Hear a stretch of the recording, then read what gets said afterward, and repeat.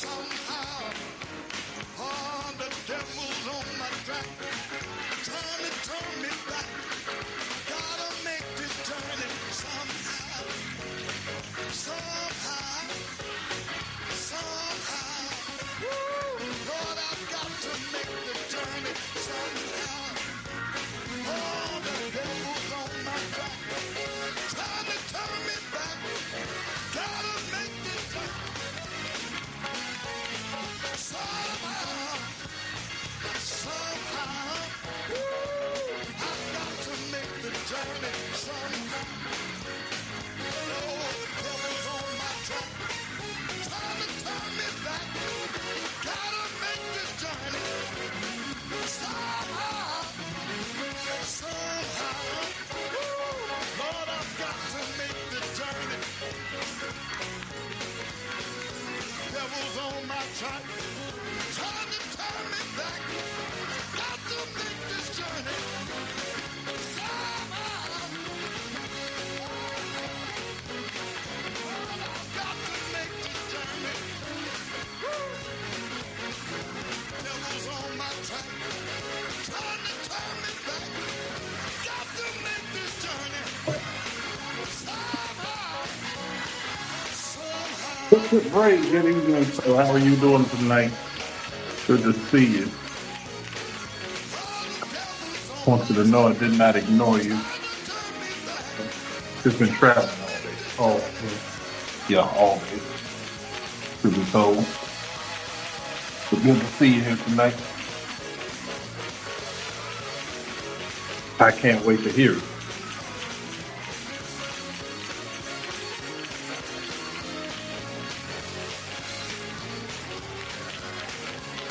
$60 and we're gonna get started. I've got to make the journey. Hey, Sister Monroe. Good to see you. We have t-shirts. Bishop Ray, we got t-shirts. We don't have hoodies and caps yet, but we do have a couple of t-shirts. I just stopped wearing them, stopped showing them, because I'm so always on the go that, and I don't always take them with me. But we do have some. We got one that says, "Thou shalt not try me." We've got another one that says, "Based on what?" which is has become my famous saying, "Based on what?" Um, Blessings to you. Good to see you tonight. Well, it's just you, so now that you're here, all is well.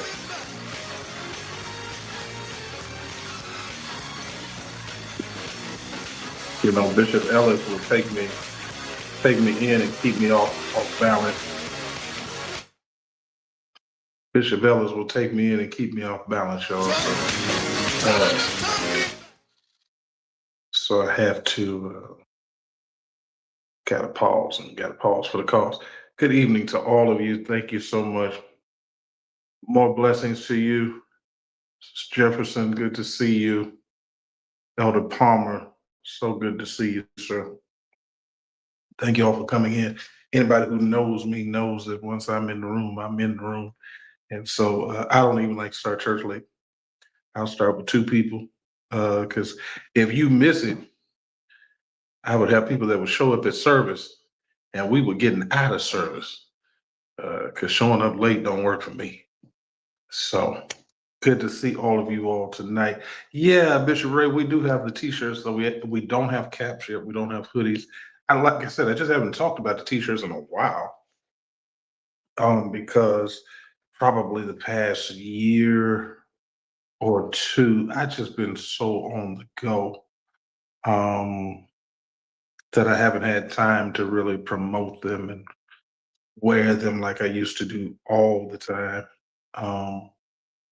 But we do have them. As I said, "Thou shalt not try me," heat show, based on what, all of our little colloquialisms.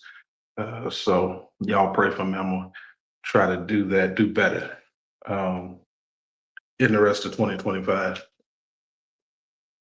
Listen, y'all, let's jump to this time to have this conversation. It's a Friday, and I am blessed to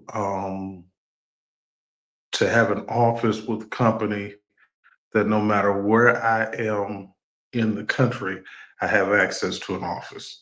So sometimes when y'all see my background changes because I'm probably traveling, which I am. But there's always an office. All I got to do is call and say I'm on my way to the city and one is available. Man, good to see you, Dr. Murray. Happy Friday to you, man. Hope all is well with you and the family. Praying for Bishop always. Haven't seen him in a minute. So hopefully all is well with him. To my Texas people, I do know that there are a couple of things happening in a couple of jurisdictions. And we are praying for those jurisdictions. Good evening, Dr. Sells. Good to see you, man. All is well. Thank you. Thank you for the kind words. All is well today. Um, I'm actually, believe it or not, y'all, supposed to be having dinner. I'm supposed to be having dinner right now with some people, but I told them, man, I got to be consistent. This is I got to talk to the family tonight. Listen, man, we got to talk about Pastor Floyd out in Memphis. I don't break news. I don't do all of that. When something happens, if I don't see a bigger conversation that we can have, then I don't have the conversation because it's not necessary to always talk about what everybody is talking about. Um, but I saw some things, Dr. Murray, that disturbed me um, from the very beginning because it seemed to be skewed um, to Pastor Flo's this great guy, and he was a victim of violence. And of course, um, we knew very early on, probably within 2 hours or less of the incident, that that was not the case. Um, and of course, slowly but surely, it's going to all come out. Hey, what's going on, Katie? Good to see you tonight. Glad to have you back up in the room, man. Good to see you. But that was not um, the case. And so I wanted to have a bigger conversation, Katie. I want to have a bigger conversation tonight. And the reason that I put Pastor Floyd and Leandria in the same uh, title is because to me it's the same conversation that I've been having about the judgmentalism of the church and how we have our favorites and how we choose to decide who we gonna counsel and who we gonna say is good and ain't good and all that. Hey, Maceo, good to see you, man. Uh, uh, yeah, that's not from my understanding. According to, uh, and she's known in the city of Memphis as just Sam. They call her Sam out in Memphis. Sam Marion.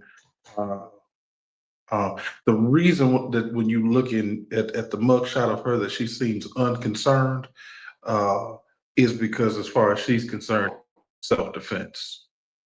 Um, so apparently, according to her family and according to friends, you got to understand this did not happen without anybody seeing it. This isn't a he said, she said.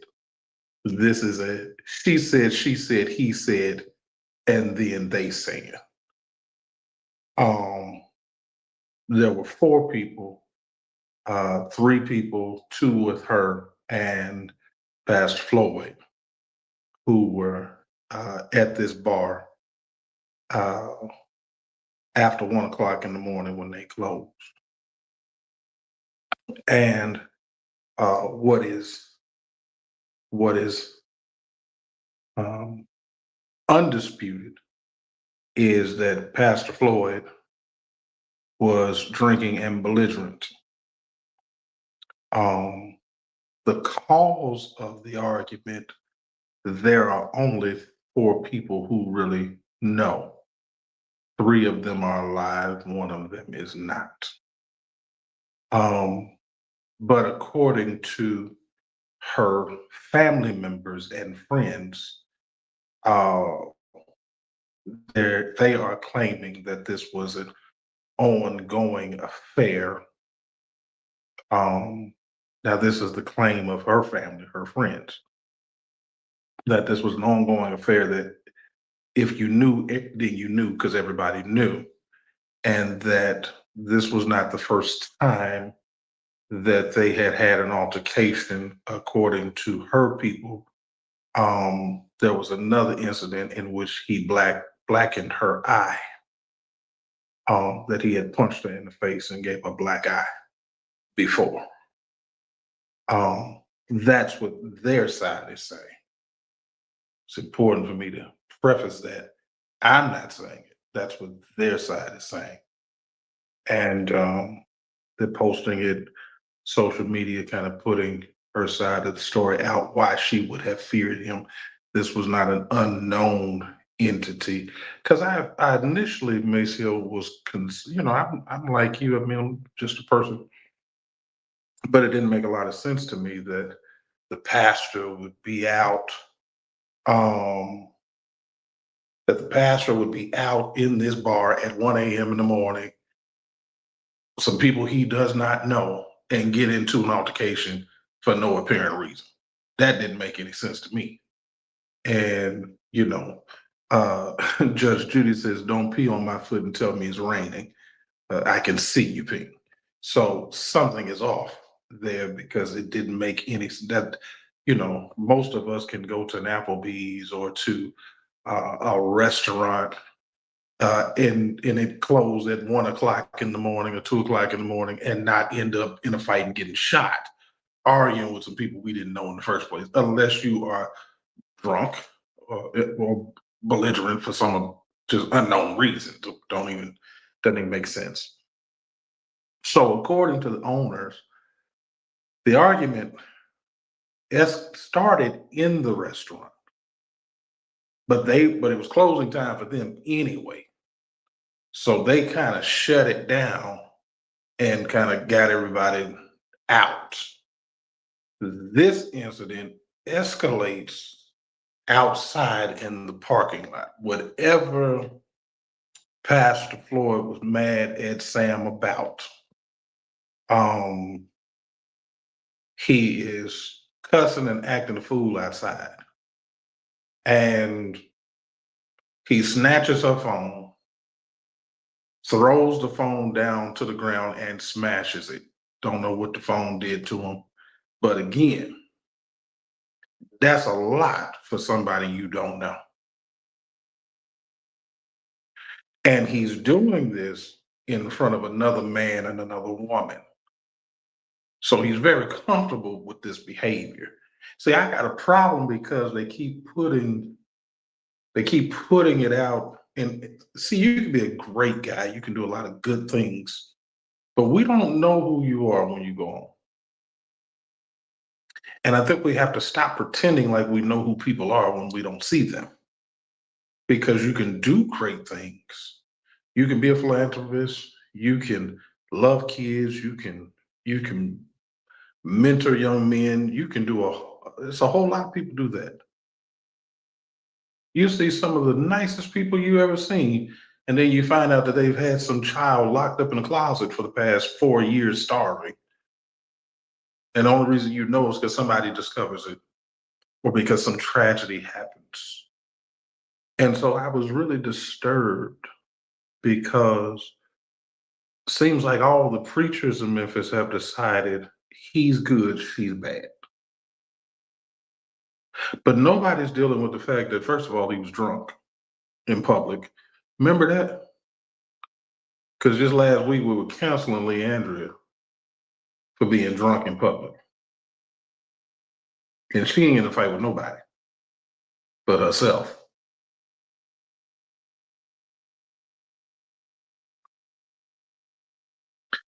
And then not only that, he feels okay and comfortable with threatening this woman and going after her. Okay. Again, according to the family and friends of her, this was not unusual. They have been an item for apparently some years, and this was pretty normal behavior. According to her friends, the wife knows of this situation. Okay. Now, let me say this. I don't know if the wife knows. I don't know. I don't know what I don't know. But I've got a friend who's really close. We've been friends for probably 15 years. And this person's grandfather and grandmother been married over 40 years. But the grandfather spends the week in another city and only comes home on the weekends. Because during the week, he's with his other family. Because he's been with the other woman for 25 years. And her grandmother, and everybody knows, it threw me for a loop the first time I ever heard this story. And because she was just like, this is what it is. And wasn't nobody tripping off of it. Again, whatever, you don't know people's lives. Sometimes it's a business arrangement.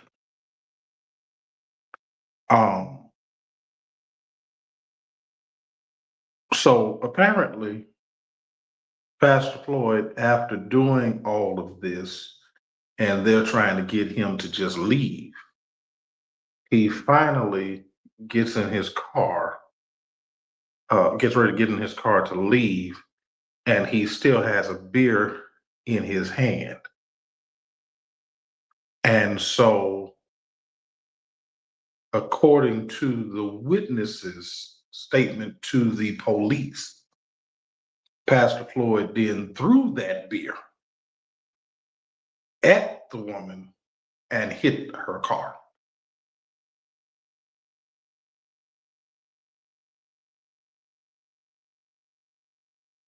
Yelled some other things and got in his car to then take off. To which according to the witnesses, I suppose he saw that she had another phone. Because who doesn't have two phones in 2025, right?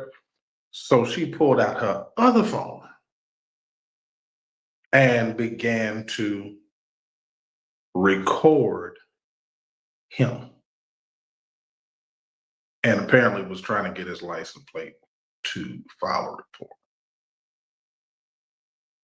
Okay.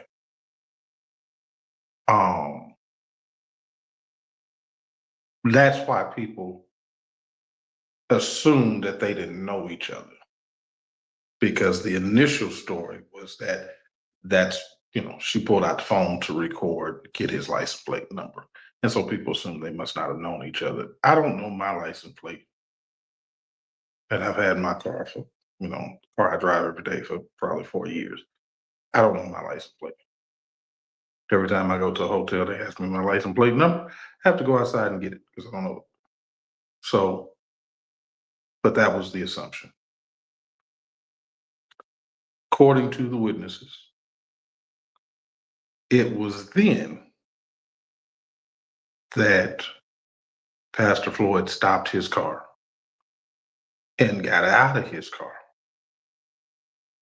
and was going towards the woman in an aggressive, threatening manner. That's what the 911 call said. And apparently that's what the video shows. By the way, y'all, we don't have to try to figure it out. Not only are there witnesses, but there's video. And apparently the video shows all this. Sister Monroe say, I don't, this is crazy. It seemed like it was, this is, There's video, there are witnesses. I don't know why the story has been spun that, you know, Pastor Floyd was just a victim. Listen,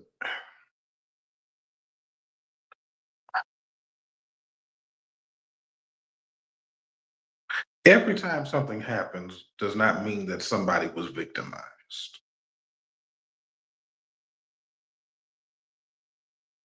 And in this country, we have a tendency to twist things.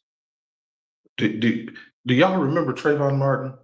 And y'all remember that Trayvon was on the phone with his friend saying he was scared because some creepy white guy was chasing him. At the same time, the creepy white guy was on the phone with 911, and the 911 operator said, "Do you have? Are you chasing him?" And he said, "Yes, I am." 911 said, "Stop doing that." So we know that actually was happening. But then when Trayvon turns around and says, "I'm not running no more. I'm gonna just have to do whatever I got to do," all of a sudden George Zimmerman became the victim because he couldn't fight. So he shot him. Remember that? We have a tendency to we have a tendency to change who the victim is based on how we feel about them. Oh, okay. So Monroe said I don't have two phones using critical thinking skills. Yeah. Well, listen, my wife has at least two phones. At least two phones. I have at least two phones. I think I probably have three. Um, because I have a personal phone, then I have a business phone, I have a church phone. I have two business phones, a church phone. It just depends. You see what I'm saying, Sis Monroe? My wife has a personal phone, but then she has a business phone. Um, and so she's always with the two cell phones. Yeah, I mean, Bishop Ray said he got three phones. I mean, I guess it just depends on who you are, whether or not and what you do, whether or not you have more than one phone. My sister-in-law has, I don't know, two or three phones. My mother-in-law got two or three phones. It's just, um, yeah. There you go, Sister Monroe. Sister Monroe said the facts and evidence will recreate the scenario. Yeah, that's all that I'm saying. Because I don't know why. I don't know, and maybe he didn't know she had two phones. I don't know why. Um, but according to the other two people that was there, she pulled out another phone. So she didn't get the phone from them. She pulled out another phone. So um for whatever reason she had it, like I said, I know a lot of people have multiple phones. It's kind of normal around me. A lot of people that I know have multiple phones. And most pastors that I know have multiple phones because they got the phone that the family can reach them on, that phone. Then they got the phone that the church can reach them on. And then they got the phone that everybody else can reach. So it's kind of normal, I guess, and depending on the world that you're rolling in, it can be pretty normal. But apparently, that is what sent him off. And the question is going to be really to find out why did that send him off? What was really said? Because those statements have not been released, nor have they been shared by the family or the friends that were there or who have talked to them. Um, she is on suicide watch. Watch this, y'all. She called 911.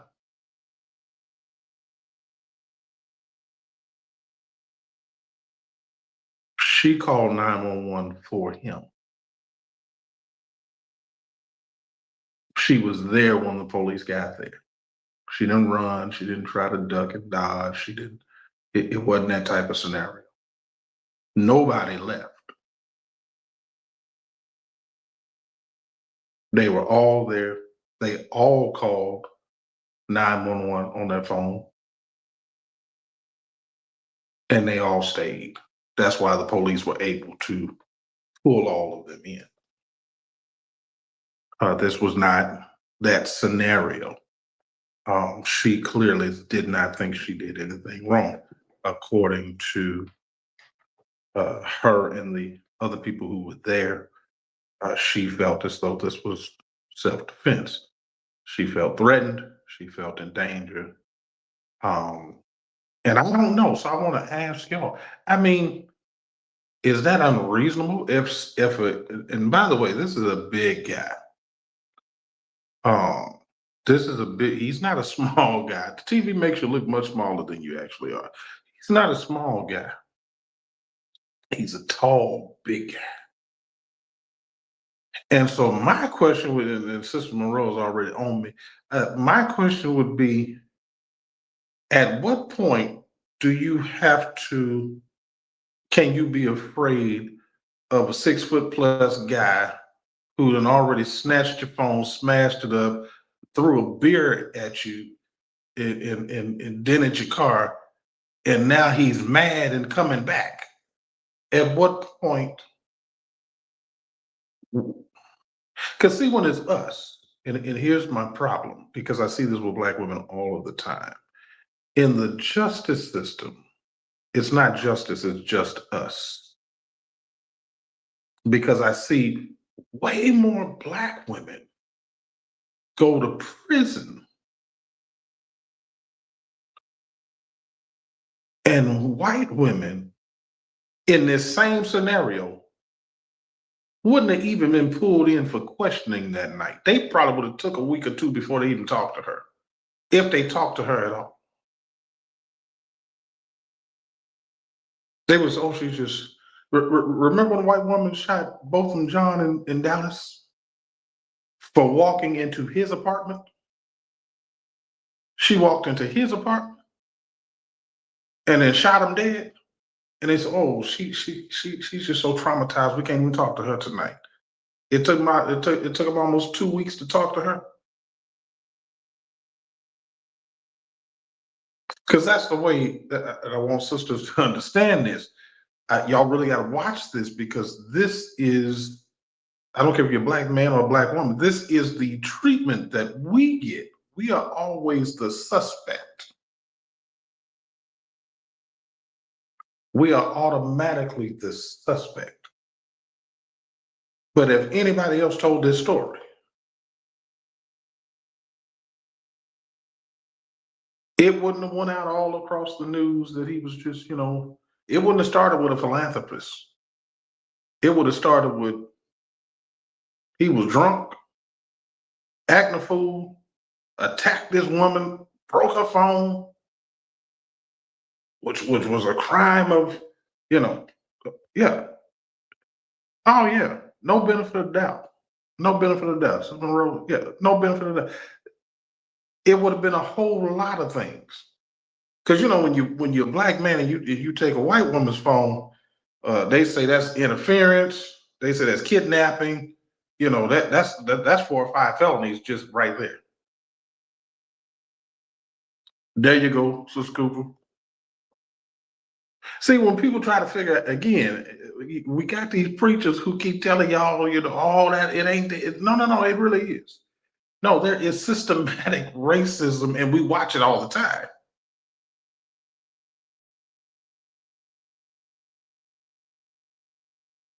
That's it, Sales. Sales say that the fact that she waited that long to shoot him says she didn't have intent to kill him initially. No. And see, what happened was, apparently, according to the witnesses, according to the reports, she pulled the gun out. But you're right, she didn't pull it out when he threw the bottle. Yeah, we probably would have escalated that as soon as he grabbed my phone and smashed it. Yeah, I probably would have escalated right about that time, Sales.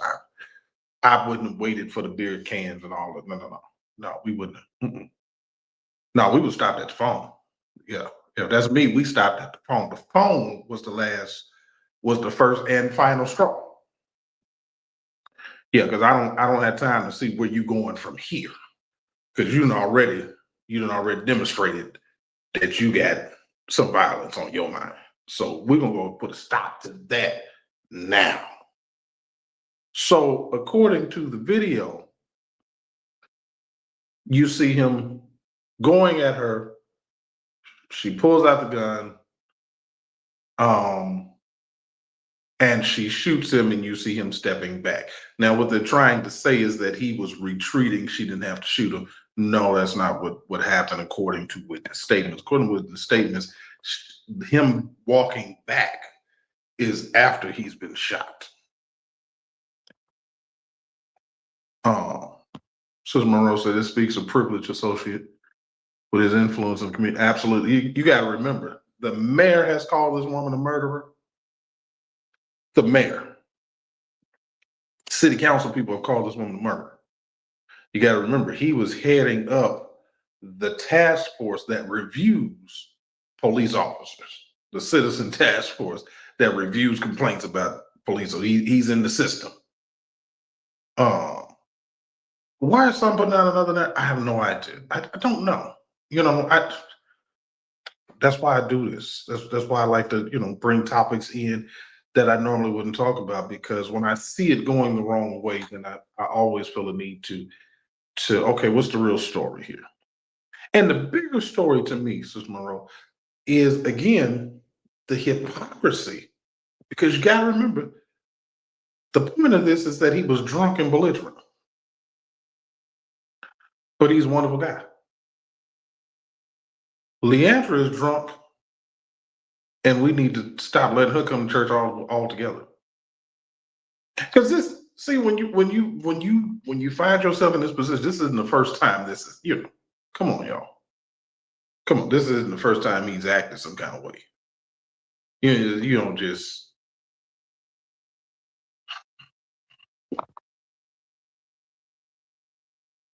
There you go. So Scope says it's called use of force when you feel bodily harm to your person or someone around you. Yeah, it's in defense of self or someone else from great bodily harm or death. But that is self-defense. And then you can form what's called mens rea, or you can form intent in a second, but I don't think this was an intentional act. Yeah, Sister Monroe, that's where I'm at. Is my mind started moving on this thing. Not even so much about Pastor Floyd. I don't really care too much about that story, to be quite honest with you. My problem is when I saw pastors and bishops across the city and then across the country and general board members, all these people talking about this in every instance except for, and they said, give it time and let's see what happened and let's pray for the family. I didn't hear none of that, except for the thing with Jamie Foxx that I showed y'all happening with Leandria Johnson. I didn't hear none of that from the church with Leandria. None of it. I haven't heard any of those statements. None of them. I done heard she need to be saved. She need to be delivered. She need to repent. She need to be baptized. I mean, I done heard a lot of stuff. She need to come back to God. But I ain't heard none of that in this scenario. And my problem is I keep trying to get us to see that you got to stop being judgmental, period. Because I don't care who your pastor is. I don't care if you talk about, I'm a human man. All of us are. And if you're not careful, you can find yourself in bad situations or making bad decisions all the time.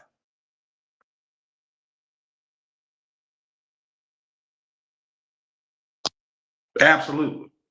Absolutely. Absolutely. Absolutely, pal. That's my problem. Because that's how we spin this. No, she's not going to get a fair trial. I think they're going to, they're not going to be able to drop it because they've already decided that she's guilty of something. And I don't know that she's guilty of anything. Because if what is said is true, and if unless the video is lying, which is not, wasn't her video, this is video from the restaurant, then everything that he did. And there's a consequence. Watch this, y'all. Let me help you. Because I made a post on Facebook. If you don't follow me on Facebook, Ben's not gonna get involved in this. It's black on black. He's not interested. That's why so many brothers and sisters go to prison of crimes that they shouldn't be found guilty of. Um, but I was talking about this new movie called Novocaine that's come out. And in the movie, the guy realizes that he has a special gift. And the special gift is that he cannot feel pain. But his friend figures something else out about him. He says, dude, but you're not a superhero because you can get killed. Like you may not feel the pain, but you're gonna definitely die. Like you can get killed. And sometimes we in ministry believe that the collar and the cross and the chain and whatever will save you from the consequences of negative behavior.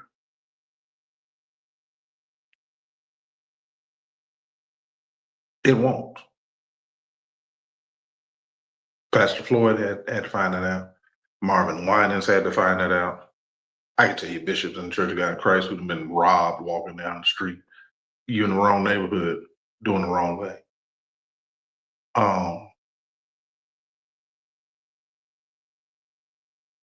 In the past several years, we've had many pastors become viral stories getting killed by somebody that they were involved with in some way.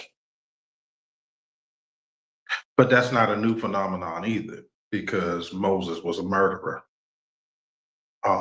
He wasn't a killer, he was a murderer. Um, um, Lot slept with his daughter. He got drunk and had sex with his daughter right after. Because I know we always talk about his wife turned into a pillar of salt and they got out of Sodom and Gomorrah. Boy, God destroyed it because them gays was out there doing the deed. And Lot was the only righteous man. Read the next part of the story. He gets in the cave, gets drunk, and has sex with his daughter. That's in there too. You didn't tear it out. It comes one right after the other. You know, it's a lot. You find a lot. You find Hosea, one of the great minor prophets, but he's married to one of the most well-known prostitutes in the country, who has a bunch of kids on him that ain't none of them his. As great as you are gifted, there's an equal weakness that comes in there. And that's what James was talking about when he says, I have to die daily. He had to kill his flesh daily. I'm hoping that they find she acted in self-defense based on what's said. Okay. Again, there is nothing in the cameras. There is nothing from any witnesses in the restaurant or outside that says she was aggressive towards him. He had left and he stopped his car, got out of his car, and went back at her and got shot. Now, I don't know if she was in Texas, that would be called standing your ground, because in Texas you have no duty to retreat in Texas. So the first time somebody tell you in Texas you better move on, you want to move on. You just go ahead and go. Don't sit around waiting for what's going to happen next, because Texas is a state where you do not have a duty to retreat. Florida is a state where there's no duty to retreat, which means the first time they tell you keep it pushing, you need to start pushing right along in there, because the very next step towards them you take, they gonna okay, and they're gonna get off. Your family gonna be mad about it, but oh well, I believe Tennessee has that same thing, because there have even been gang members who have been shot at in drive-bys who returned fire and killed the other person. And the person who was with the gang bangers that got killed, they got charged with murder, but the guys who shot them got no charges at all because it was self-defense.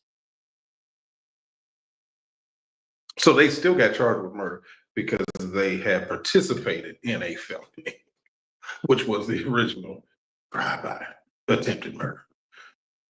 Go figure. So Tennessee is like that.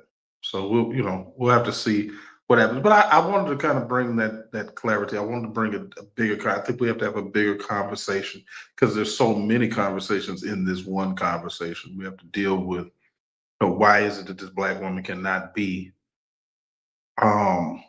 defending herself or her friends or whoever. I don't know who he was going after coming back for. How much does she have to endure before she's afraid? Don't know. Why is that different for a Black woman or even a Black man? Why?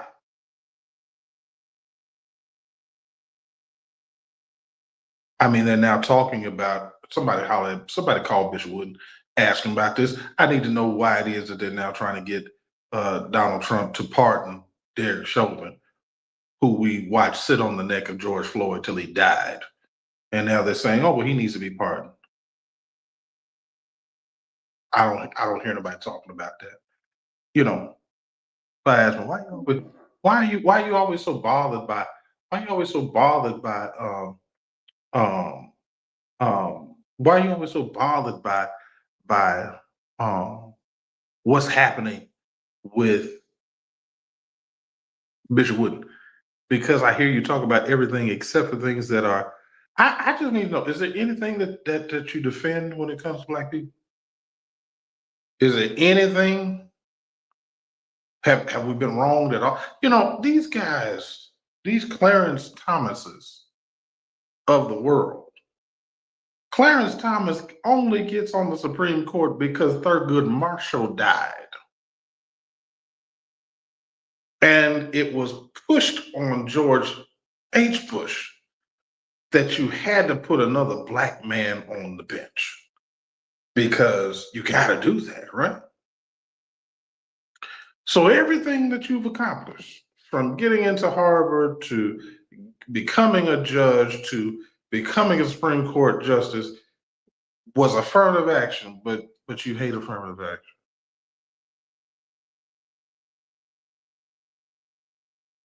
You don't build a multi-million-dollar church. Thank you, Sister Val. You don't build a multi-million-dollar church, get the funding for it, the financing for it at a bank, without the civil rights movement. Please understand that. You don't. That doesn't happen. That doesn't happen without the civil rights movement.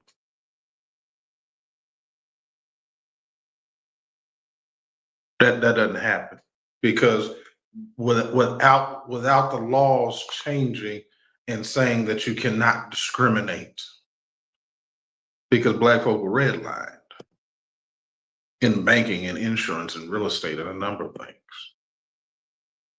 That doesn't happen. In case they forgot, the reality of it is the reason we have a Department of Education is because of a case called Brown versus Board of Education, because each state was already running the education department where we had separate but equal that was never equal.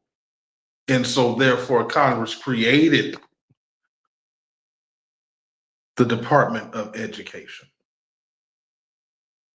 And so that the federal government gives certain money for certain things. Every lunch that's served in a public school is funded by the Department of Education. Pell Grants. Student loans. Student loans ain't just Blacks. Student loans is everybody with a student loan.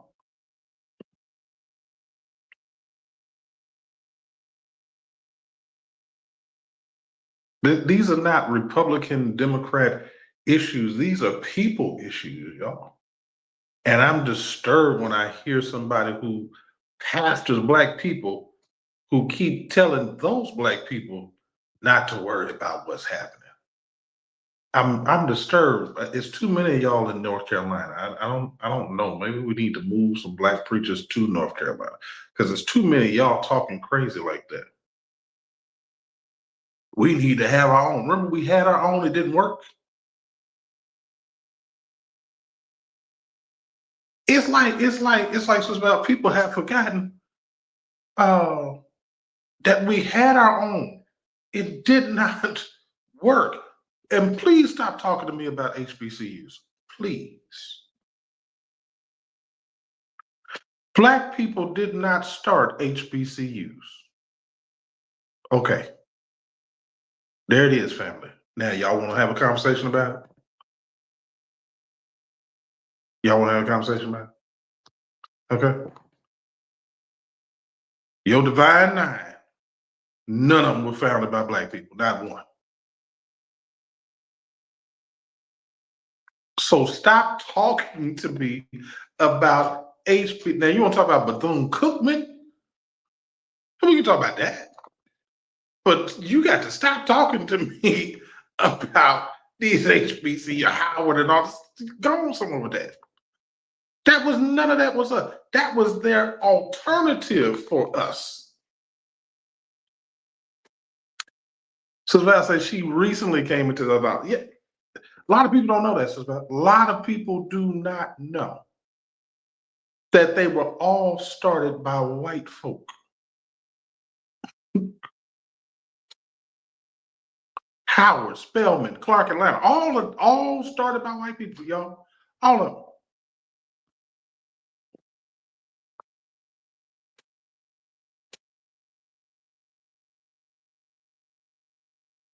So we can stop talking about that at this point. Okay, because I don't really want to hear anything about it. Because it was again, Morehouse was started to teach black people how to preach like white folk.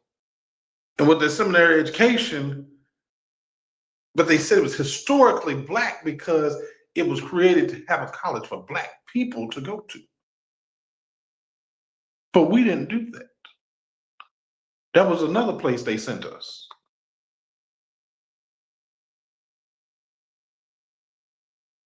And there's nothing wrong. Listen, nothing wrong with an education. I don't care where you went to school. Nothing wrong with an education from Morehouse or Howard or anyone else.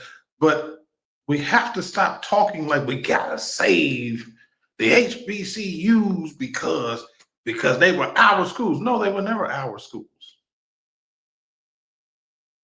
They were schools that they created for us so that we didn't keep trying to go to Harvard Divinity or Notre Dame or Boston College.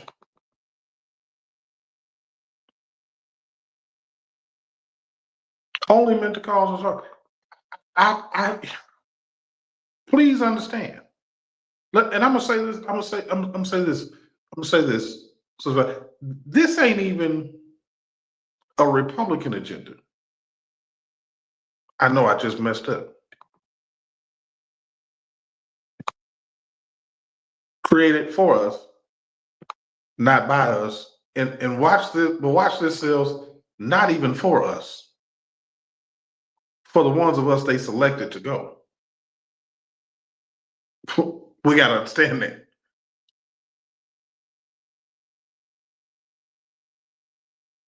That would come and teach the doctrine and the theology that they had the curriculum to. Gotta understand that. I don't understand that.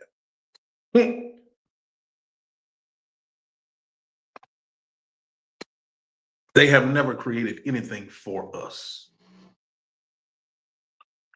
Remember, they didn't want us educated. Remember the lie that we came over here uneducated? Ask yourself a question. If we were so inferior, why were they willing to die on a boat crossing the oceans to get us to come do the work. Anybody ever ask yourself that question? We were so inferior. They were so superior. Then why do they need us to farm? If the Native Americans and the Mexicans who are already here and the white folk were coming, if it was so great without us, then why'd you go get us?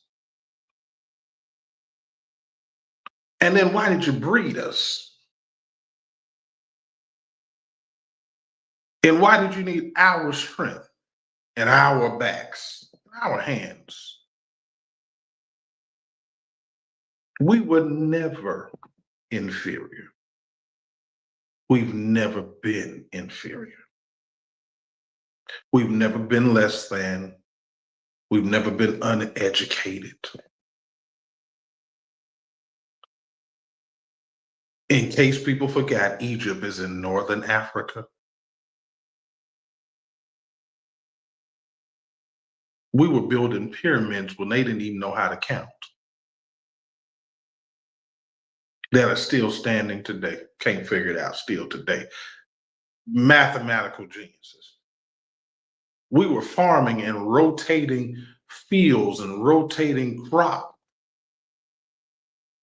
hundreds of years before they even knew what that was.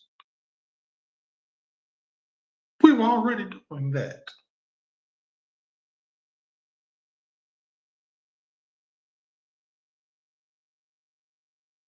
You cannot, you can't. I wish I could get us to understand, especially our younger people, to understand how valuable we have always been. You know why they didn't fulfill the 40 acres and the mule? Because you can't tell me how you build the stadium that the Cowboys play in, how you build a high rise. What university is sitting on some slave family's land? What oil company got rich on land that belonged to some slave family that never got their 40 acres? See, you talk about reparations. We never got paid. The only people that's ever been done wrong in the history of the world who never got paid for it. And what they won't tell you is they get mad because they know they can't afford to pay us. They can't afford to pay us. Because had they given that 40 acres to those hundreds of thousands of newly freed slaves, you don't build Trump Towers without some black person getting rich. No, ain't no skyscrapers in New York without black families getting wealthy. No. Only people ever got paid for slavery were the white slave owners who got paid reparations by President Abraham Lincoln when he ended slavery in DC. The only people to ever get paid reparations were the slave owners, not the slaves.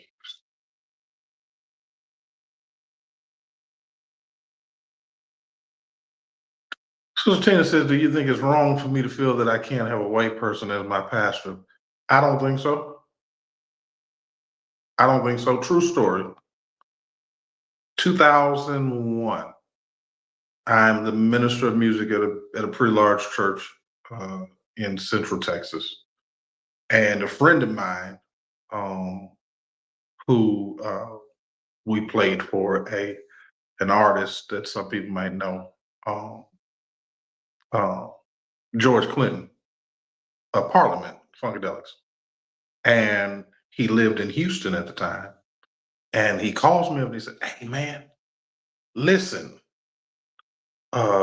you thinking about leaving your position? I said, well, I mean, I might for the right situation. And he said, man, I got a church. They're looking for somebody. And I talked to them about you. They want you to shoot your resume over. And I said, well, what's the church? I said, send me the church. Let me check it out. And I'll let you know. So he sends me to church, and the church is Lakewood. That's right. the pastor Joel Osteen.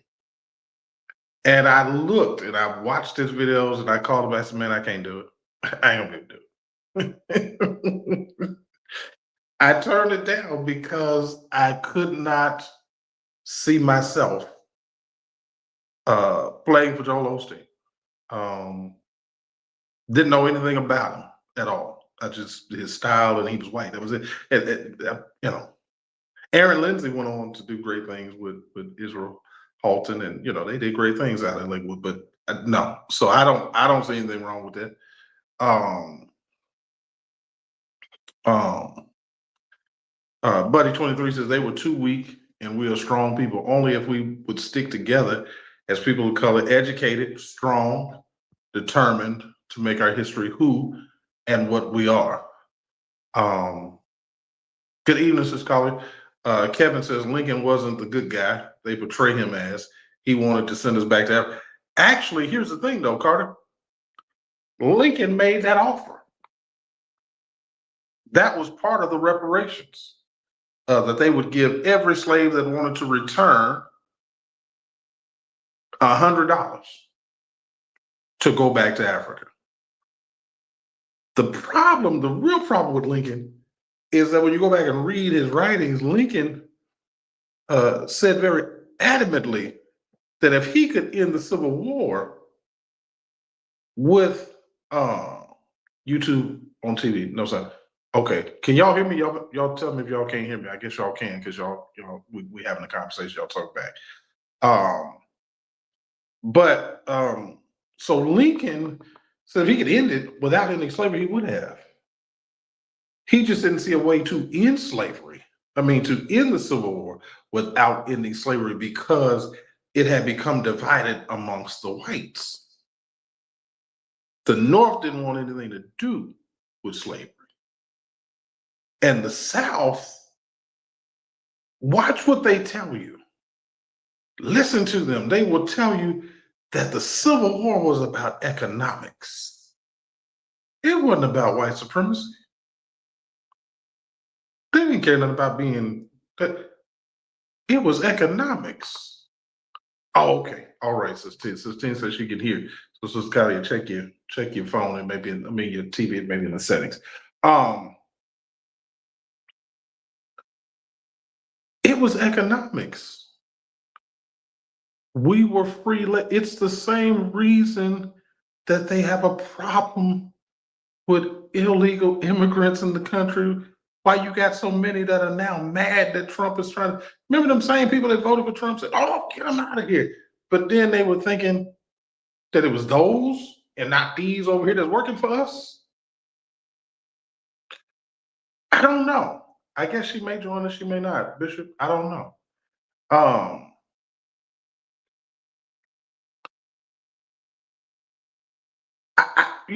It's one of those that, again, they don't want them to go because it's economics. They have become ingrained in the economics of America. Because what happens is every new minority becomes the new black folk, right? And then as you get up in stature, you say, "No, I ain't doing that no more." So they got to find some new people to do the stuff that once you get educated and you start making some money, you don't do no more. Y'all hear me? That's the problem. Therein lies the problem. And so we got all of these different things going, but don't let nobody fool y'all into believing that it's something wrong with us. And don't let the next time you hear a preacher trying to make you feel bad for believing you're owed something, turn him off.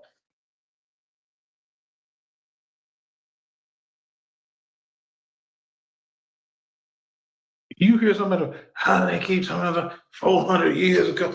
It makes me angry to hear somebody who wants to lead a denomination of black folk talking about, and y'all still complaining. Y'all still complaining about slavery. You're right. You're right. we are still complaining about slavery. Because if you're not careful, they want you back there. That's when America was great again to them.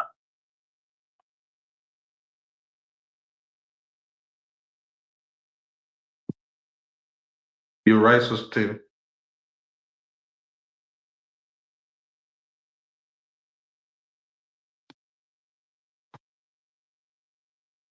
Y'all gotta pay attention. Y'all gotta pay attention. When a Klan shows up in a historically black town in Ohio, y'all gotta pay attention. And then y'all go check out that story, and you're gonna find out that now the sheriff is asking the legislature because the black folk they done came, the brothers that say, "Hey, we're gonna protect our own." So now they got weapons. They got assault rifles because it's just illegal for us as it is for them. And now they walking around patrolling their own neighborhoods. And now the sheriff is trying to get them to pass some legislation because we can't have this. Why is it every time black folk arm ourselves, now it's time to get scared?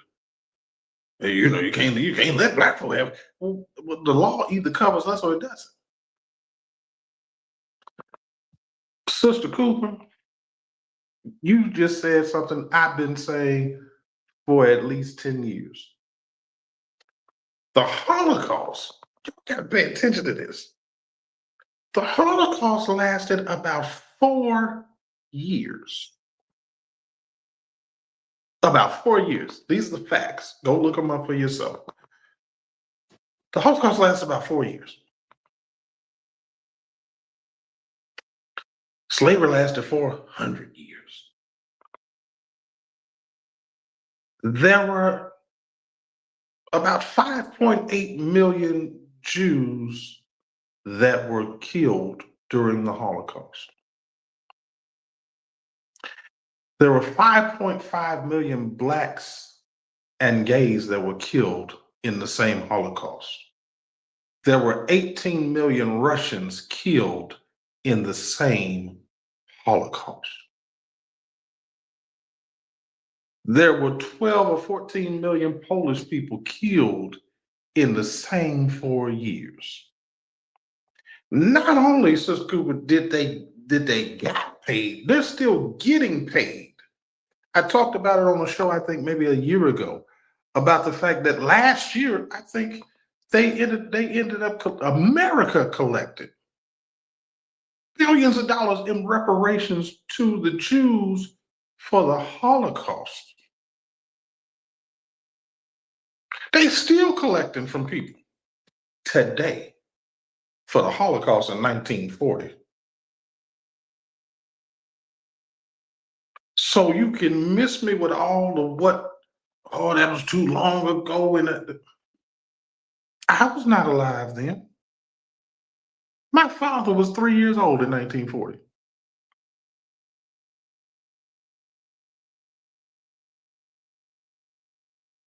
Absolutely. Judaism is a religion. So I don't know how we again, you gotta understand. We give them preferential treatment in this. Have y'all ever noticed that anything negative said about a Jewish person is anti-Semitism, but nothing negative said about black people is racism?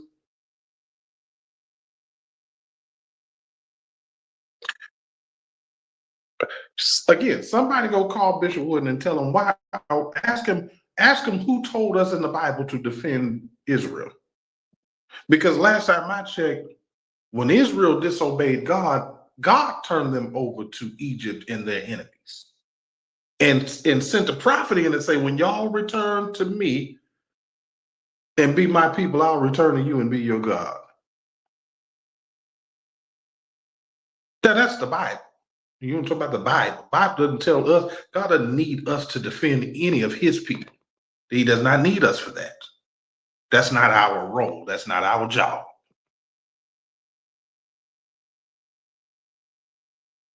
But yet and still, this is what you're preaching in your pulpit.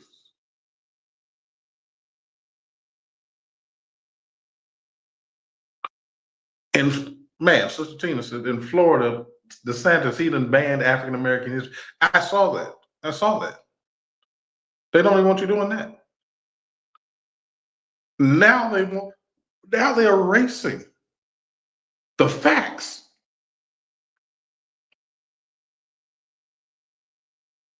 At Bishop Ray, ask him where his advisor, because somebody ought to be well, see, he doesn't have any.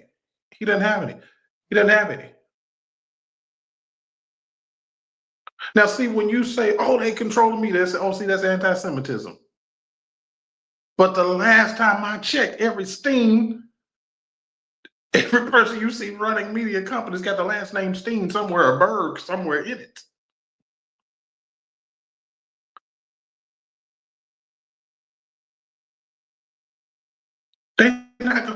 It is one of those truths. And I'm not mad. Listen, let me tell y'all something. I'm not mad at them. What I get mad at them about is because they don't want us to have the same rights and accesses and preferred treatment that they get. Jews are a preferred class. They have a special designation that allows them to get access to lending and preferential treatment in a lot of different ways in this country because of who they are. The Japanese have the same thing. Why? Because we had to pay the Japanese reparations for bombing Hiroshima after they bombed Pearl Harbor. Remember, we were at war with them, and so when we were at war, we dropped the first atomic bomb, and it just tore up Japan. Yeah, we're still paying for that. I don't think Bishop Wooten will make it on the general board. And I don't know health-wise that he should, but there's a clause in the Constitution. We're going to talk about the General Assembly here in a minute. There's a clause in the Constitution that says you have to be in good health to even be eligible to be elected to the general board or any major position. For me to be able to run, to even be able to apply for the chairmanship, you have to go through an extensive medical protocol. So I don't know that he will be capable of running, not in this current state. So unless something happens,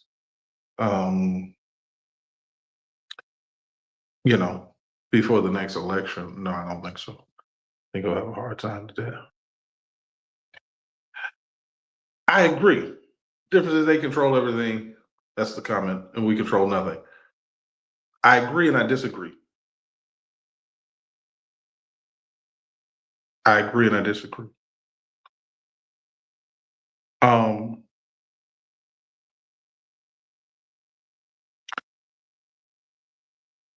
Because you cannot tell me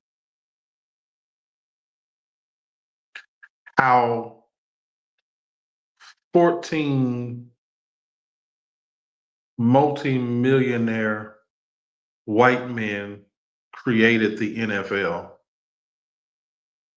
but now we have hundreds of black billionaires and we still got black people playing football for 28 or 30 white folk.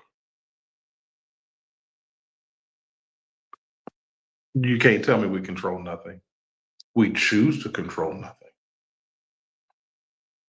We choose to control nothing.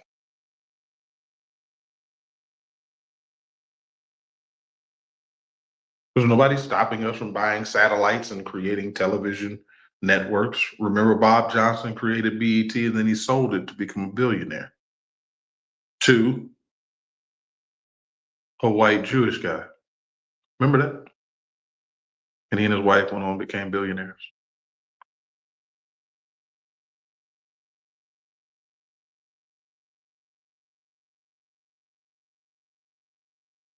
That's what we did. So if we don't control it, it's because we don't try.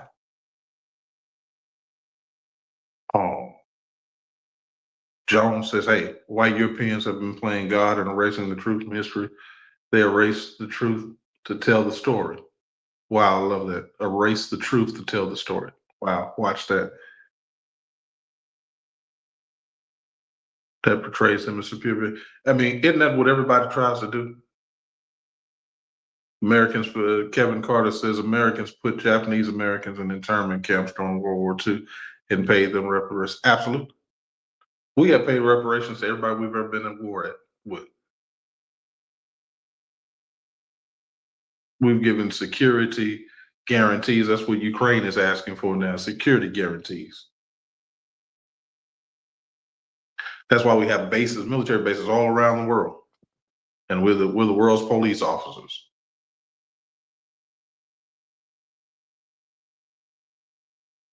Uh,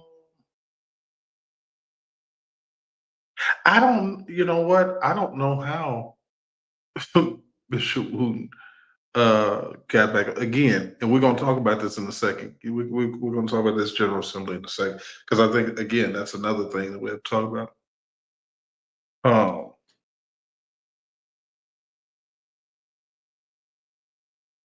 I'm starting to feel like, maybe clear the whole board as well. I don't know what else we can do.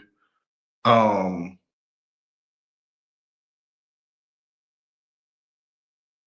oh yeah, I mean the Roman Catholic Church has been, you know, we got to remember that um, a lot of those wars, even in what the 12th, 13th, 14th century, and all of that was the Catholic Church. You had the Church of England.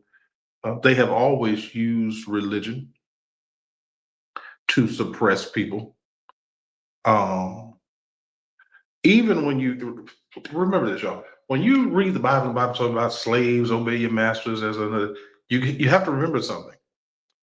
When the Bible talks about slavery, and you got to go back to the biblical times. In biblical times, debt was slavery. It wasn't chattel slavery that we often think about and associate, which is what they did to us in this country. Okay. The slaves, even that they brought over, were already enslaved in Africa, but they were enslaved because of war. And so in Africa at the time, when one tribe would defeat another tribe, then the other tribe became the slaves of the tribe that they defeated. And so the white Europeans figured out, well, we'll give y'all horses and guns, and that way y'all can go defeat more people, and then y'all sell us your slaves. See, they didn't get us and teach us. Somebody called Ron DeSantis in Florida, Sustina, and let him know they didn't teach us nothing. We were already doing that over there.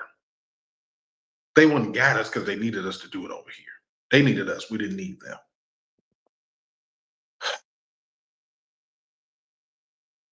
So Ephesians 5:11 says, listen, he said, listen, Bishop, we don't control it. Players are employees at the end of the day.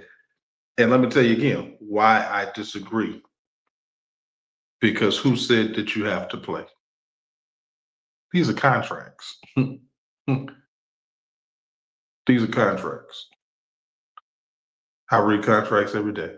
These are contracts. And what I'm saying, nothing wrong with being a player. Nothing wrong with being a player. What I'm saying is, why haven't we developed a league? Because the television networks pay the league. You got to understand that this is a revenue sharing situation. The NFL is a revenue sharing entity. And so even the worst teams, the smallest teams, get millions and millions of dollars because they share the pie, all the owners. And then all the owners decide who else can become owners.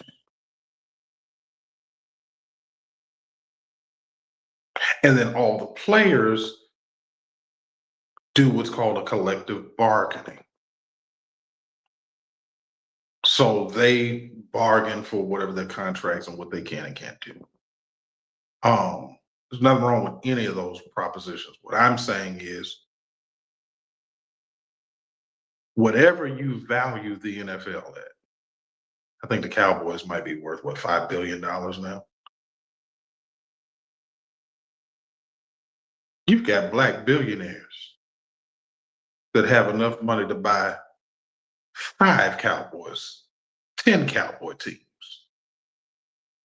When I say control, I ain't talking about controlling what they get, because the NFL is nothing without the black player. You tell me how many people gonna sit around and watch Tom Brady throw to Gronk and a bunch of that every Sunday. Not gonna, not gonna happen. Not gonna happen.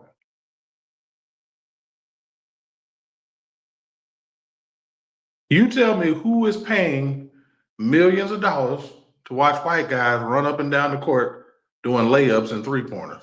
Not happening. Anybody going for that? Nobody watching that? Nobody's watching that.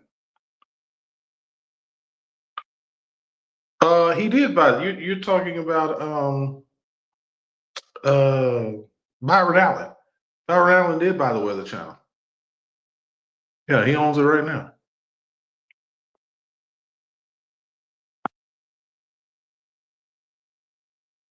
BET, one of the most profitable parts of Viacom.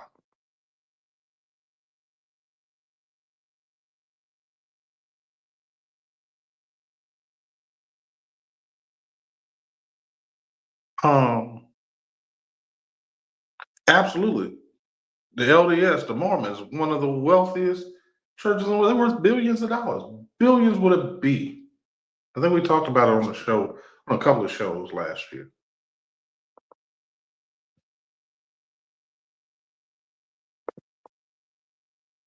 Absolutely. God gives Israel the victory if he chooses to. But please remember this. There is no such thing as a coalition between Christians and Jews, because Jews don't believe Christ to be the Messiah. That is not a thing. They'll happily take your money though, but they don't believe Christ to be the Messiah. Let me tell y'all something. I'm gonna get ready to share something with y'all. So yesterday, I'm gonna be a little bit transparent here, Bishop Ray.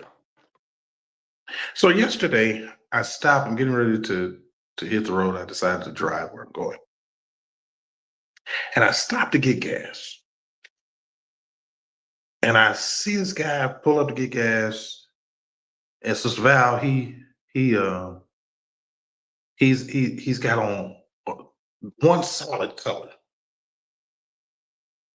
and I immediately want to say something to him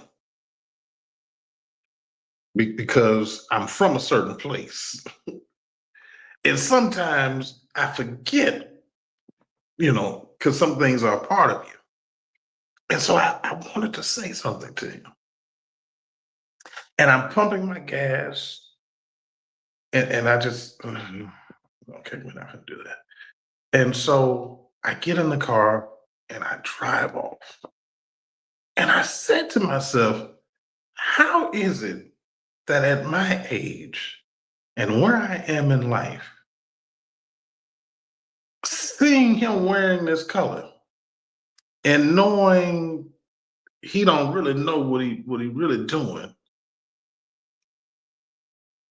Bishop asked, man, how is it that I'm getting ready to, I feel like peeling his muffin top back. And God convicted me. Y'all hear what I'm getting ready to tell you. Because it's on what Dr. Jones is saying here. God convicted me. And he said to me, he said, you just had a thought about peeling somebody's top back over a color.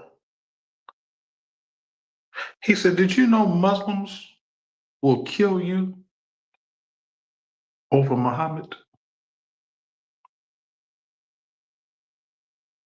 They'll kill you over me. They'll kill you over Allah.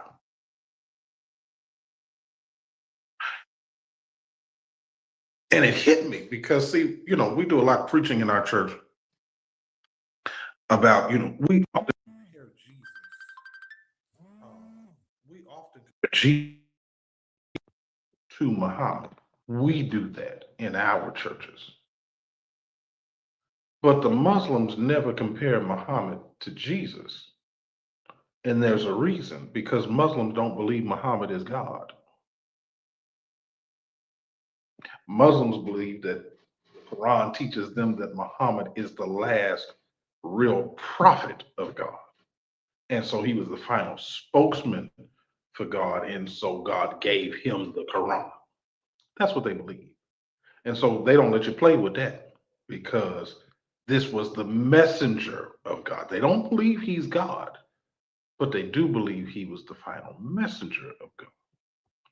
We believe Christ was the Son of the living God, and that he was God manifest in flesh. We believe Christ is our Savior, our Lord. They don't even believe Muhammad is that, and they'll kill you. And God said to me, he says, when is the last time you were angry enough that somebody said something about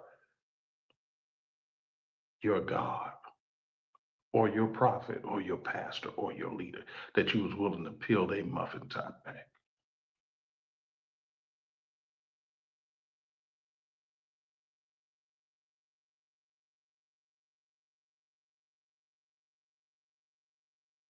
When is the last time somebody misrepresented who your God is and you said something about it?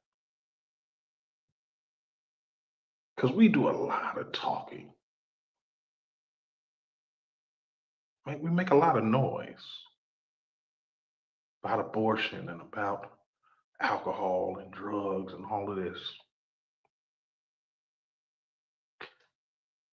But when is the last time? See, when you go and study why God kept turning them over, it was because I am a jealous God, and thou shalt have no other God before me.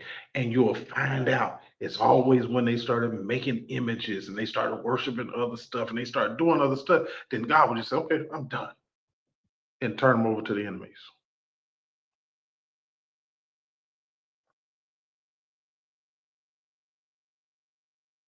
But they don't believe what we believe.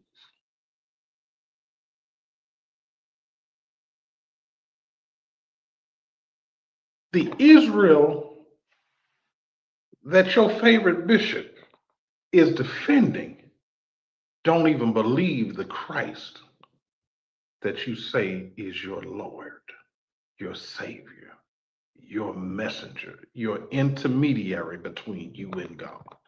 But yet you fight for them.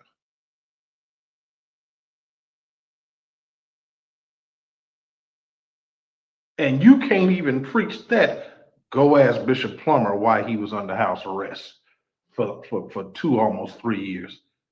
Why Bishop Sheard had to, when he became presiding bishop, had to go to Israel to pull him out. Because you can't preach this gospel. Bishop Wooten talking about how he won't go to Dubai. You can preach it in Dubai, but you can't preach it in Israel. Can't do that.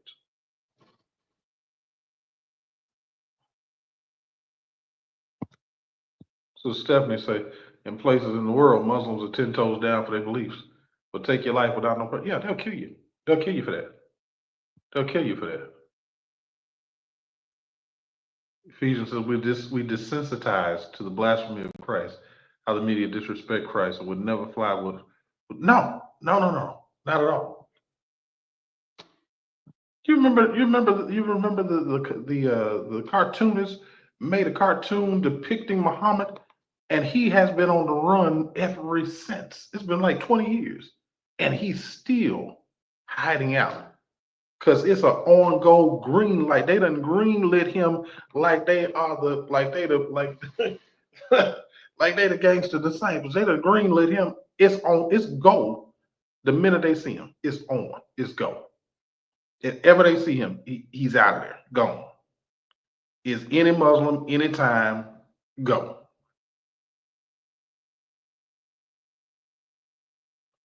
But they will tell you that your God told them to enslave you. And we don't say nothing.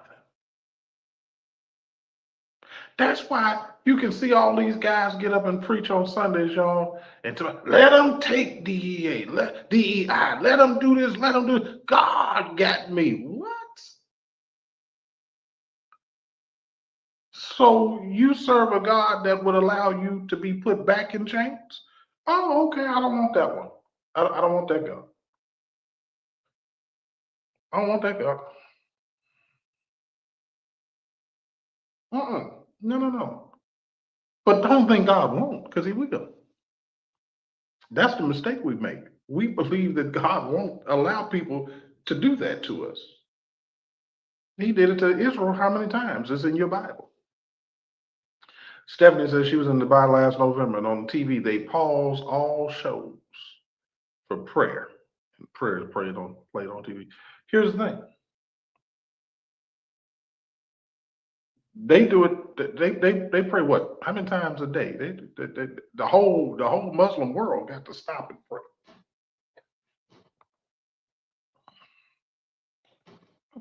Got to stop and pray. It's ingrained. It's a part of them. 5 times a day. Wow. 5 times daily.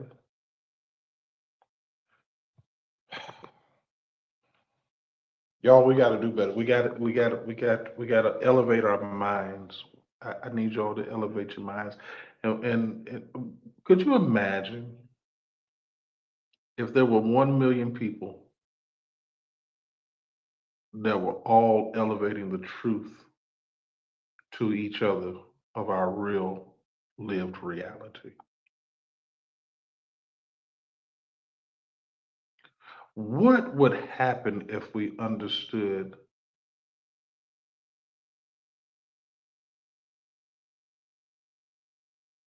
that we were brought here because of how good we were, not how bad we were?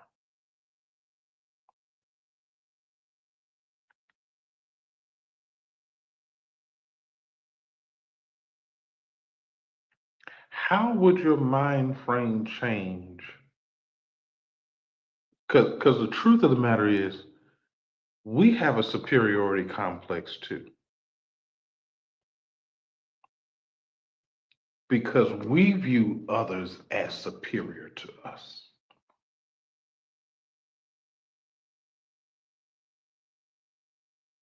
That's why we'll park our cars on our yard, kill all the grass, have no trees, and tear up our own communities. But if you move us out to the suburbs, we'll act like we got some sense and cut the grass. Be out there fertilizing. We'll go buy a weed eater. We'll be out there pruning trees. How is it that we equate them with better than us?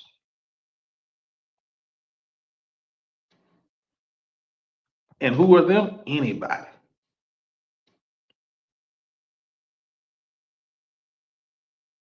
So Stephanie is on here. She's been to Dubai and all over the world. And guess what we do? I don't care where we go in the world. We act like where we at when we in there.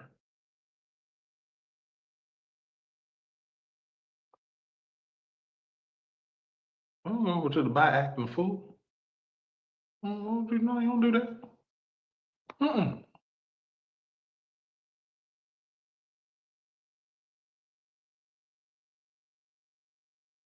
We were rich. Sister Stephanie, we were rich before people knew what wealth was. They get the gold from Africa, the diamonds from Africa. All the jewels that you see in your Bible came from over there.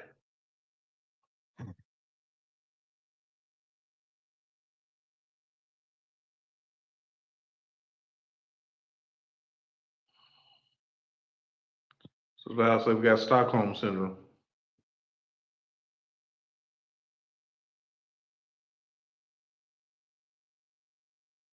And you know what, though, Stephanie, Sister Cooper says that American ego will raise its ugly head in a minute. You know what? Let me tell you something. I don't even care about the American ego as much as I would love it if we had an ego about how wonderful we are. No, they don't. They don't even know what the Moors are and who they are. Couldn't find that part of the world on the map if you gave it to them. The reality of it is, I don't care if you're talking about medicine and the pacemaker and heart surgery. I don't care if you're talking about finance. I don't care if you're talking about science. I don't care if you're talking about farming or whatever it is. Uh, we have a lot to be proud of. And so when I'm saying this, I'm saying that's why I love these conversations, y'all, um, because for me, it's the bigger conversation that we're currently having. We can start off talking about Pastor Floyd, but it was the bigger conversation I wanted to get to. Because this is the conversation that we need to be having to figure out how we can avoid ever having another situation like Pastor Floyd ever.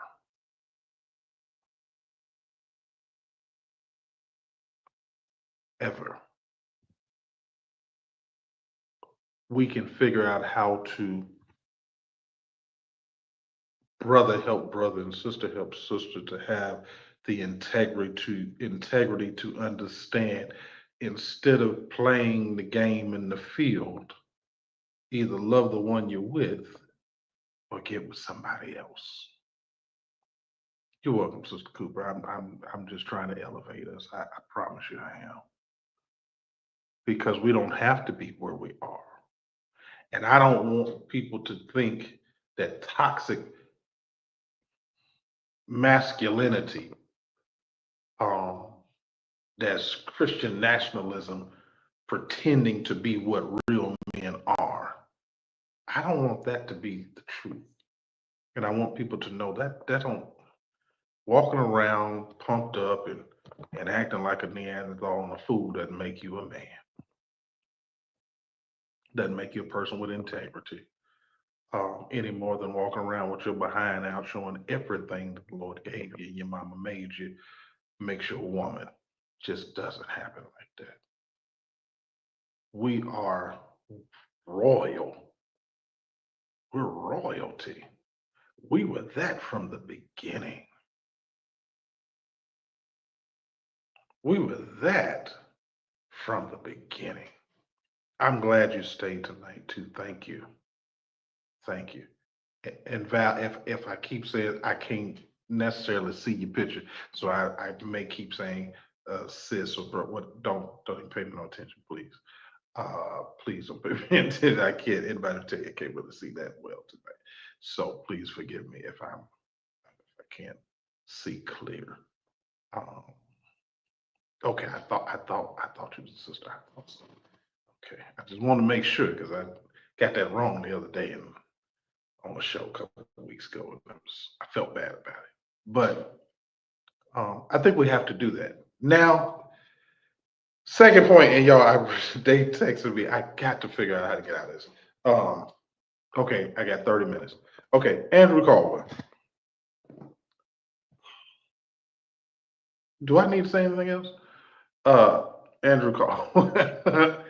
uh, here's my problem. Here's my problem. Here's my problem. To my coaching brothers and sisters.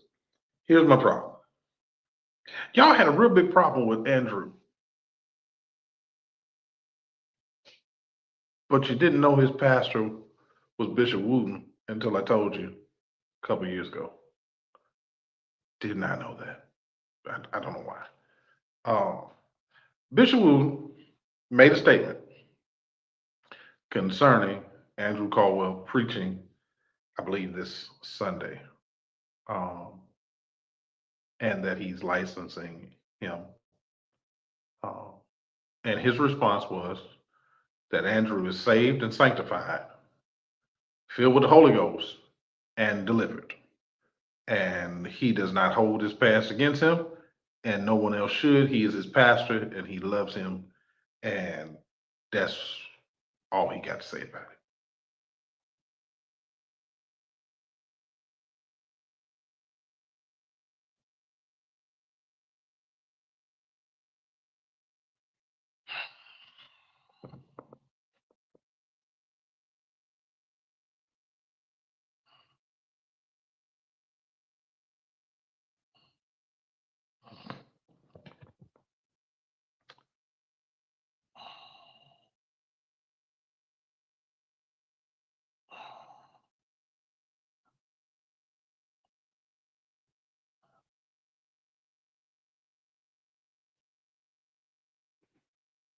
I,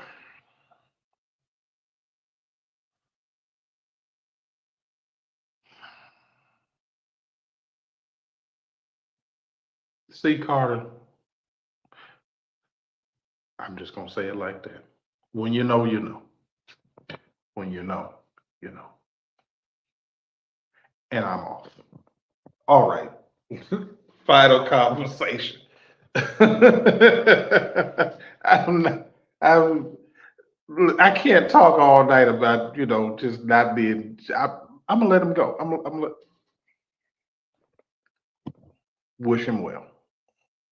Wish him well. Okay. I will say that if you want the world to take you seriously, sir, stay off the internet cussing folk out to high holy heaven.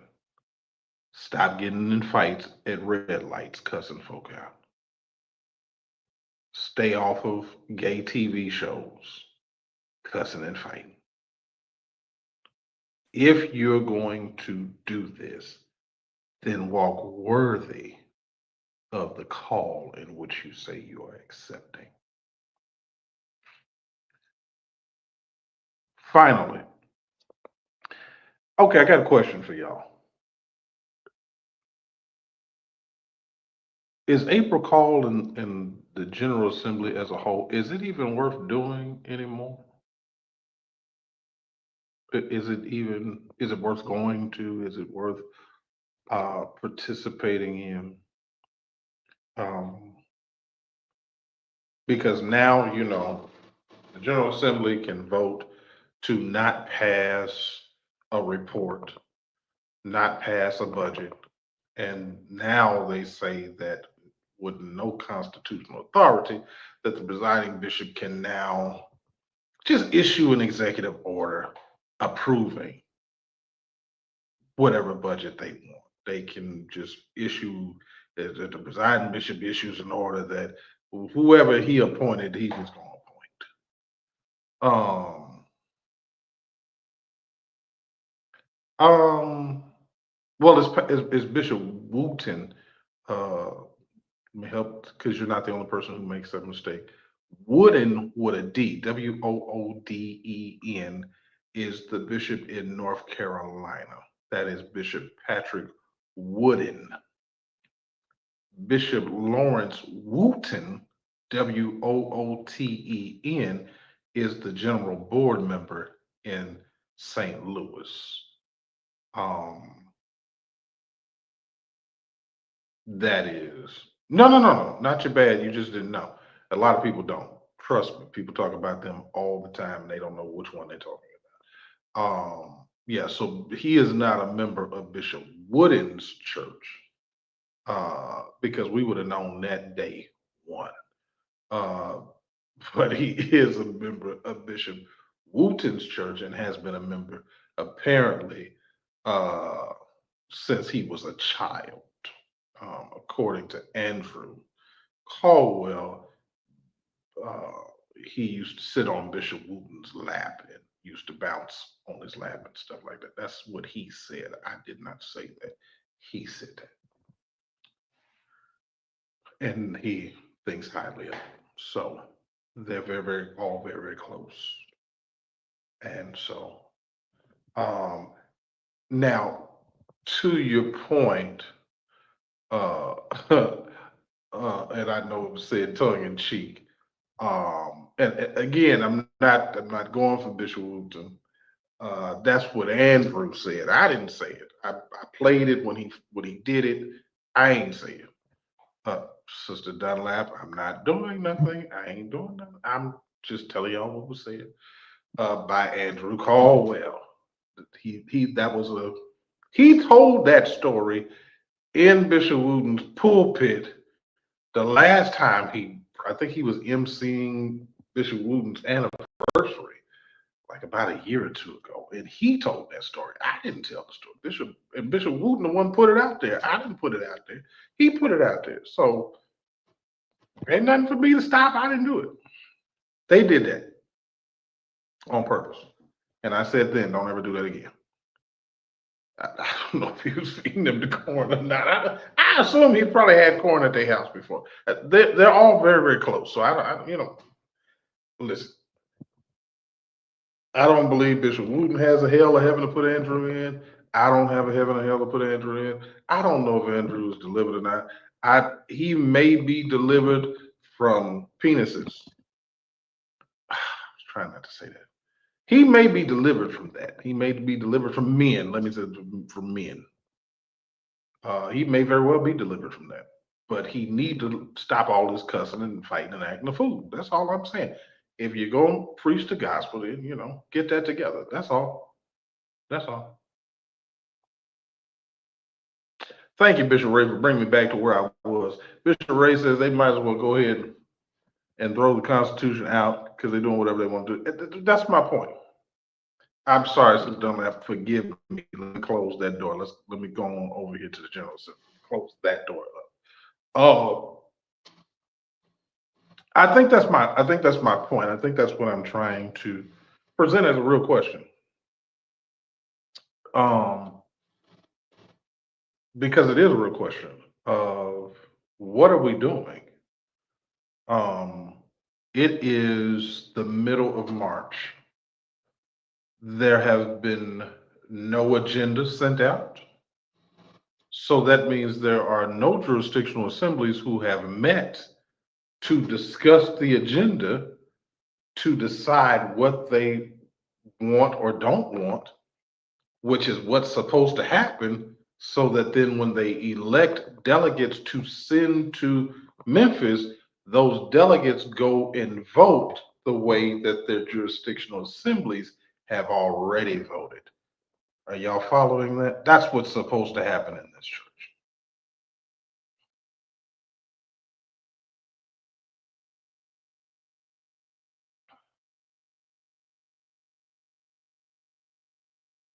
Um, but that hasn't happened. And so I don't know, and that's not going to happen under the current General Assembly administration.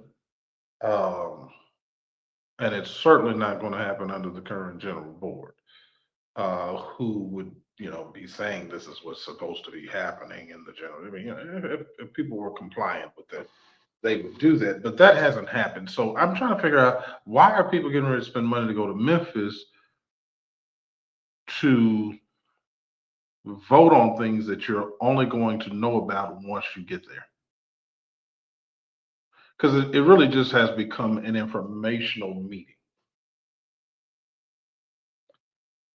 They're not going to do a forensic audit. They don't even answer to the General Assembly delegates like they're supposed to. You're supposed to see these reports before they are read at the General Assembly, because that's how you know what your unreadiness is, so that you can then put on the floor what it is that you would like to debate or amend. You can't even know what to amend or how to write the amendment, or how to table it, or what needs to be tabled, because you don't know what's in it until they read it to you when you get there, which is a total violation of the Constitution. So my question to delegates is, will you boycott? I think I am. I just don't think I'm going to show, because I don't think there's a reason to show. Show for what? There's nothing that the General Assembly can do that they're supposed to do, because they don't have the information to do it.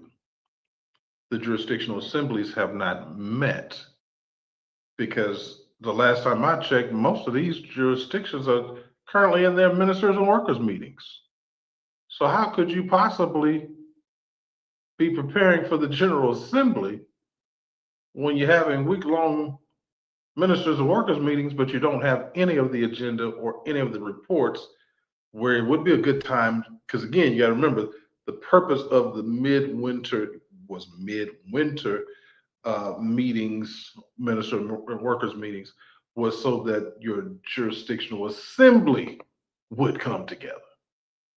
And now would be the time that you all would discuss the agenda and the reports on that Saturday.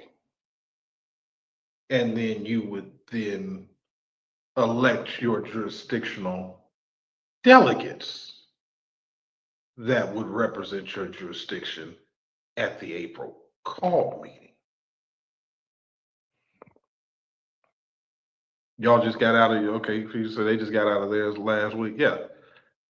And I would be, I would be overwhelmingly shocked, and know that it did not happen, that y'all did any jurisdictional work towards April call. Earl says giving racket to me. So I don't even know if it's a racket at this point. I just think, again, because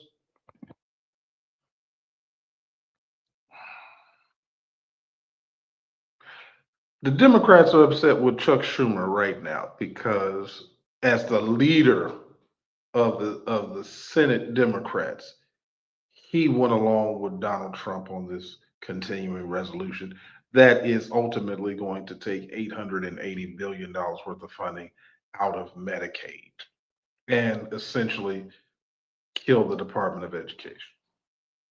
They're upset with him. I say that to say leadership matters. So if you have a leader that brings or doesn't bring something to the floor, doesn't do what needs to be done, it's less of a racket as a whole, as much as it is corrupt in terms of leadership. Systems are only as good as the people who are in leadership of them.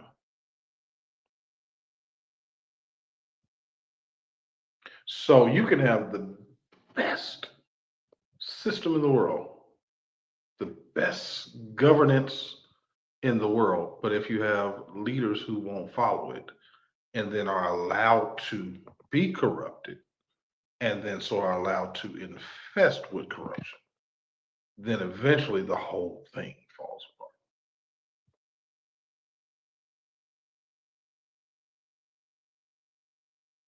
And so it looks like a racket, when in reality, it's people giving up their authority to keep it from being a racket. And the only way that you can get out of the racket is to stop playing the game. And so I'm curious as to at what point will people stop playing this game?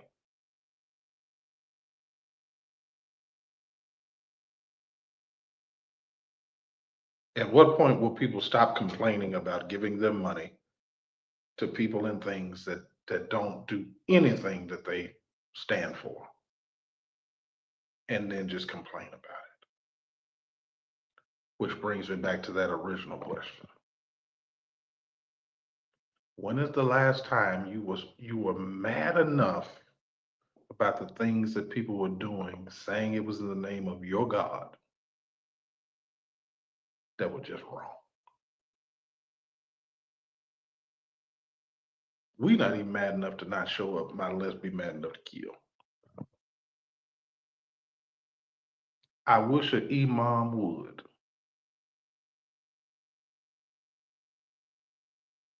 You would not have to worry about him next Sunday. Wouldn't nobody have to worry about him next Sunday.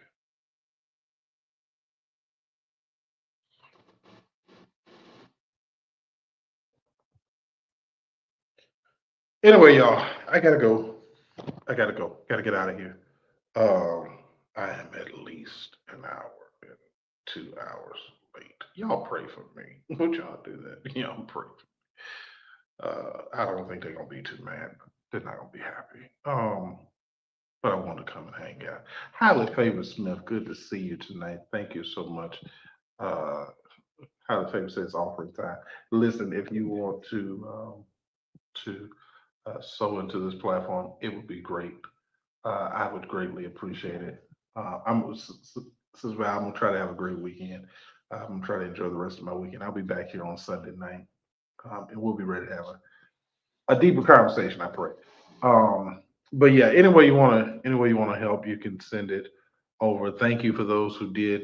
Um, Last week I did receive those things. Came into the dollar sign heat. I think it was dollar sign heat show cash app, as well as to dollar sign Bishop D Jordan cash app. So thank you all so much. I always appreciate it when I see that y'all find it not robbery to sow. As you can see, I don't care where I'm at. I don't care if I'm traveling or whatever it is I'm doing. I'm trying to make the commitment to be here so we can have the family conversation when it's supposed to be held. And so I get excited to see y'all. Keep on praying for uh, man. Appreciate you, Dr. Murray. Appreciate you so much, man. Really do. I do have a Zelle. It is Heat Show Comments. Let me see if it's in here somewhere. Yeah, Heat Show Comments at Gmail is the Zelle. uh, um, I'm trying to find it, y'all. There it is. Okay. Yeah, it's gonna be Heat Show Comments at gmail.com. That's the Zelle. So if you want to Zelle something over, we always appreciate whatever y'all do. Y'all don't have to listen. People don't have to be nice to you. People don't have to even care. And certainly we don't sit up here all night and do this. But we do appreciate that people appreciate the time and the effort that it takes to come and have the conversation. Thank you, Sister Stephanie. Appreciate you. So again, if you want to support, please do. If not, just thank you for watching. Do me one favor, it doesn't cost you anything. Would y'all do me a favor? Would you like, would you share? And if you're not subscribed, would you subscribe?